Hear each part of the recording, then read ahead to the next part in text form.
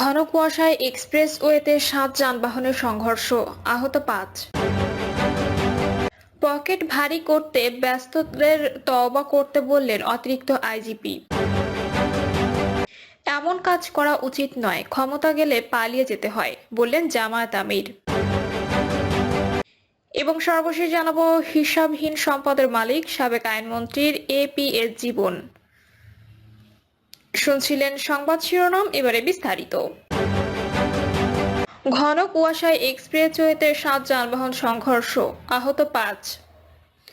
ঢাকা মাওয়া এক্সপ্রেসওয়ের মুন্সিগঞ্জের শ্রীনগর উপজেলার সিংপাড়া এলাকায় ঘন কুয়াশায় ৭ যানবাহনের মধ্যে সংঘর্ষের ঘটনা ঘটেছে। এতে ৫ জন আহত হয়েছেন বলে জানা গেছে। আজ ভোর ৬টায় এ ঘটনা ঘটে। এই ঘটনায় মহাসড়কে যান চলাচল প্রায় ২ ঘন্টা বিঘ্ন ঘটে। পরে পুলিশ ক্ষতিগ্রস্ত ৪টি যানবাহনকে সড়ক থেকে সরিয়ে নিলে এখন যান চলাচল স্বাভাবিক রয়েছে। একজনকে গুরুতর আহত অবস্থায় শ্রীনগর স্বাস্থ্য কমপ্লেক্স হাসপাতালে প্রেরণ করা হয়েছে। পুলিশে জানায় প্রায় ৭টি বাস, ট্রাক ও প্রাইভেট কারের মধ্যে সংঘর্ষ হয়েছে। সংঘর্ষের পরে 3টি পরিবহন পালিয়ে গেছে। আমরা মহাসড়ক থেকে 4টি ক্ষতিগ্রস্ত যানবাহন সরিয়ে নেওয়া হয়েছে। হাসারা হাইওয়ে পুলিশের ইনচার্জ কাদের জিলানী বলেন, ভোর ৬টার দিকে মহাসড়কে একাধিক গাড়ির সংঘর্ষ ঘটলে আমরা ৫ জনকে আহত অবস্থায় উদ্ধার করে হাসপাতালে প্রেরণ করি। এর মধ্যে একজনের অবস্থা গুরুতর ছিল, তাকে উদ্ধার করে শ্রীনগর উপজেলা স্বাস্থ্য কমপ্লেক্স হাসপাতালে প্রেরণ করা হয়েছে। সড়ক থেকে ক্ষতিগ্রস্ত যানবাহনগুলো সরিয়ে নেওয়া হয়েছে। এখন মহাসড়কে যান চলাচল স্বাভাবিক রয়েছে। পকেট ভারী করতে ব্যস্তদের তওবা করতে বললেন অতিরিক্ত আইজিপি। বাংলাদেশের পুলিশের এন্টি টেরোরিজম ইউনিটের প্রধান অতিরিক্ত আইজিপি খন্দকার রফিকুল ইসলাম বলেছেন, এত বড় একটা বিপ্লব হলো, কত মানুষ আত্মহতি দিল, তারপরও কিছু মানুষের স্বভাব পরিবর্তন হলো না। একটা দুটো ডেড বডি পড়লে একটা সমাজ বদলে যায়। সমাজ একটা ধাক্কা খায়, হাজারের ওপর আমাদের তাজা প্রাণ ঝরে গেছে। আমরা বোধহয় সংখ্যাটা ভুলেই গেছি। সমাজ পরিবর্তন ও বৈষম্যকে পিষে ফেলার জন্য এই আন্দোলন হয়েছে। তিনি আরো বলেন, অমুক আজকে চেয়ারে বসে আছে, উনি চলে যাওয়ার পরে আমি বসবো। আগে উনি চেয়ারে বসে অন্যায় করে সুবিধা নিতে, এখন আমি সুবিধা নেব, সেটার জন্য এই আন্দোলন হয়নি। অনেকে মনে হয় ভুল মেসেজ নিচ্ছেন। যারা বিভিন্ন অপকর্মে জড়াচ্ছেন তারা সাবধান হয়ে যান, তওবা করেন। যারা মনে করছেন দিন বদল হয়ে গেছে, এখন পকেট ভারী করব, জঘন্য চিন্তা, এখনো এসব ভুলে যান। এত মূল্য দেওয়ার পরে যদি আমরা সমাজকে পরিবর্তন করতে না পারি, সকল বৈষম্যকে পায়ের নিচে পদদলিত করে সামনের দিকে এগিয়ে নিতে না পারি, তাহলে ষড়যন্ত্রকারীরা পেয়ে বসবে। এজন্য সবাইকে অন্যায় ও অপরাধের বিরুদ্ধে খোলা ময়দানে কথা বলতে হবে। এমন কাজ করা উচিত নয়, ক্ষমতা গেলে পালিয়ে যেতে হবে বললেন জামায়াত আমির। আওয়ামী লীগকে ইঙ্গিত করে জামায়াতে ইসলামীর আমির ডক্টর শফিকুর রহমান বলছেন, এমন কাজ করা উচিত নয়, ক্ষমতা চলে গেলে পালিয়ে যেতে হবে, আত্মগোপনে যেতে হয় কিংবা ভয়ঙ্কর পরিণতির মুখোমুখি হতে হয়। এটা কাম্য নয়। সংখ্যালঘুদের ওপর হামলা সংক্রান্ত এক প্রশ্নের জবাবে তিনি বলেন, আমি দাবি করি যারা দুষ্কৃতিকারী তাদের ধরে আইনের আওতায় এনে কঠোর শাস্তি দেওয়া হোক। মত বিনিময় সভায় বক্তারা ২০০০-এর উপর নির্যাতনের ঘটনা ঘটেছে বলে দাবি করেন। এ প্রসঙ্গে এক প্রশ্নের জবাবে জামায়াত আমির বলেন, সবগুলো নির্যাতন কিন্তু ধর্মীয় কারণে হয়নি। আমি রাজনীতি করি, এটা অপরাধ না।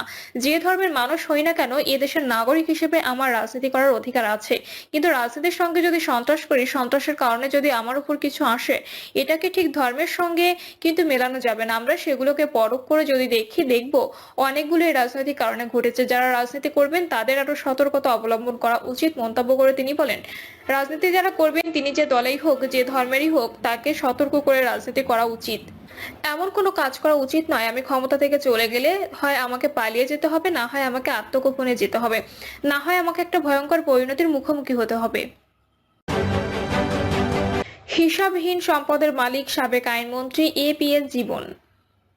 সাবেক আইনমন্ত্রী আনিসুল হকের এপিএস হয়ে দুহাতে উপার্জন করেছেন অবৈধ অর্থ আর অবৈধ সম্পদে নিজের জীবনই পাল্টে ফেলেন রাশেদুল কাউসার ভূঁইয়া জীবন।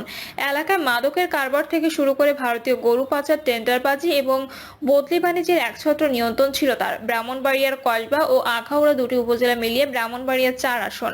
আনিসুল হক এই আসনের এমপি ছিলেন। কসবা উপজেলার সবকিছু চলত তারই ব্যক্তিগত সহকারী জীবনের ইশারায়। ২০১৪ সালে অনুষ্ঠিত নির্বাচনের পর থেকে টানা ৪ বছর আইনমন্ত্রী আনিসুল হকের এপিএস ছিলেন মোহাম্মদ রাশেদুল কাউসার ভূঁইয়া জীবন। এই পদের প্রভাব কাজে লাগিয়ে বাগিয়ে নেন কসবা উপজেলা পরিষদের চেয়ারম্যানের পদ। এরপর আর পেছন ফিরে তাকাতে হয়নি তাকে।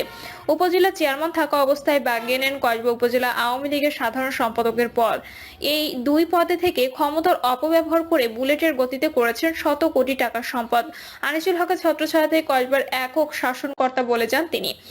অপরাধ জগৎ নিয়ন্ত্রণে জীবন গড়ে তোলা নিজস্ব এক বাহিনী। নয়নপুর বাজারের পশ্চিম পাশে সরকারের খাসা জায়গায় ও পানি উন্নয়ন বোর্ডের জায়গায় জীবন ৪৫টি দোকান নির্মাণ করেছেন। এসব দোকান থেকে তিনি ৫ থেকে ৮ লাখ টাকা পর্যন্ত অগ্রিম নিয়েছেন।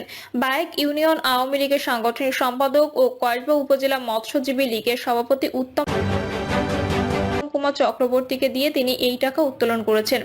এলাকায় জীবনের ক্যাশিয়ার হিসেবে পরিচিত ছিলেন উত্তম। জীবনের অপকর্মের সহযোগী হওয়ার কারণে এখন এলাকা থেকে পালিয়েছেন তিনি।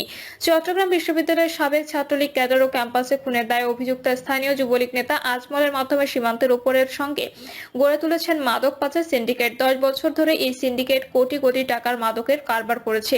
এই চক্র থেকে প্রতি মাসে ৩০ লাখ টাকা নিতেন এপিএস জীবন। আজমলের নেতৃত্বাধীন সিন্ডিকেট ভারত থেকে গরু পাচারের সঙ্গে জড়িত ছিল। ভারতের ত্রিপুরা রাজ্যের সিপাহীজলা জেলার সীমান্তবর্তী কসবা উপজেলার উঁচু টিলা সমৃদ্ধ নির্জন জনপদ মাদলা, খাদলা, গৌরাঙ্গলা, শ্যামপুর ও কুটিয়া দিয়ে দিনে রাতের সমানে গরু পাচার হয়ে আসতো বাংলাদেশের সীমান্তের ওপার থেকে গরু পাচার নির্বিঘ্নে করতে জীবনকে বছরে ২ কোটি টাকা দিতে হতো। জীবন আইনমন্ত্রীর এপিএস থাকাকালীন ইউনিয়ন পরিষদ নির্বাচনে ১০ জন ইউপি চেয়ারম্যানের কাছ থেকে ৫০ লাখ টাকা করে নিয়েছেন। ২০১৬ সালে ইউপি নির্বাচনে বায়েক ইউনিয়নের আওয়ামী লীগ দলীয় প্রত্যেক মেম্বার প্রার্থীর কাছ থেকেও ৫ লাখ টাকা করে নিয়েছেন। সংশ্লিষ্ট প্রার্থীরা এসব তথ্য দিয়েছেন। এলাকায় বিএনপির বহু নেতাকর্মী, এমনকি নিজ দল আওয়ামী লীগের অনেক নেতাকর্মী ভয় আর আতঙ্ক নিয়ে বাড়ি ছেড়ে পালিয়ে প্রাণে রক্ষা পেয়েছেন। আবার কেউ রাজনীতি না করে চুপচাপ সময় কাটিয়েছেন। এলাকায় অসংখ্য সাধারণ মানুষের জীবন তছনছ করেছেন এই জীবন। নিজ দল আওয়ামী লীগের কোনো নেতাকর্মী তার মতের বিরুদ্ধে কথা বললে হুমকি, মারধর, মামলা সহ এলাকা ছাড়া করা হতো। এক কথায় তার ভয়ে পুরো কসবা থরথর করে কাঁপত। কসবার বায়েক ইউনিয়নের বর্তমান চেয়ারম্যান মোহাম্মদ বিল্লাল হোসেন বলেন, এপিএস জীবনের বিভিন্ন অপকর্মের প্রতিবাদ করায় আমার নামে ৪টা মিথ্যা মামলা দেন তিনি। আমার ৩ ভাইকেও মামলা দিয়ে বছরের পর বছর হয়রানি করা হয়। কসবার নয়নপুরের হুমায়ুন নামে এক ব্যক্তি ক্ষোভ প্রকাশ করে বলেন, জীবন তার ক্ষমতার দাপটে আমার পরিবার ও আত্মীয়স্বজন সহ ১৩৭ জনের নামে মিথ্যা মামলা দিয়েছেন। জীবন তার নিজ গ্রাম কোনাঘাটার জনৈক নিদান মিয়ার কাছ থেকে জোরপূর্বক নামমাত্র টাকা দিয়ে ৭০ শতক জায়গা লিখে নিয়েছেন। কসবা উপজেলার বায়েক ইউনিয়নের কোনাঘাটা গ্রামের বাসিন্দা জীবনের বাবা আব্দুর রশিদ ভূঁইয়া ছিলেন প্রাথমিক বিদ্যালয়ের শিক্ষক এবং তার মা ওয়াহিদা শিরিন ছিলেন পরিবার পরিকল্পনা বিভাগের আয়া। ২০১৮ সালে জীবনের তেমন সম্পদ ছিল না। স্থানীয় একাধিক সূত্র জানায়, ত্রিপুরা সীমান্ত সংলগ্ন কসবা রেল স্টেশনের পশ্চিম পাশে জীবন ডুপ্লেক্স বাড়ি করেছেন। ৫ জানুয়ারি আওয়ামী লীগের পতনের পর এটি পুড়িয়ে দেওয়া হয়েছে। অভিযোগ রয়েছে, এ বাড়ি থেকে প্রতি রাতে কোটি টাকা চোরাচালান পণ্য বাংলাদেশ ও ভারতে আনা নেওয়া এবং মাদক কারবার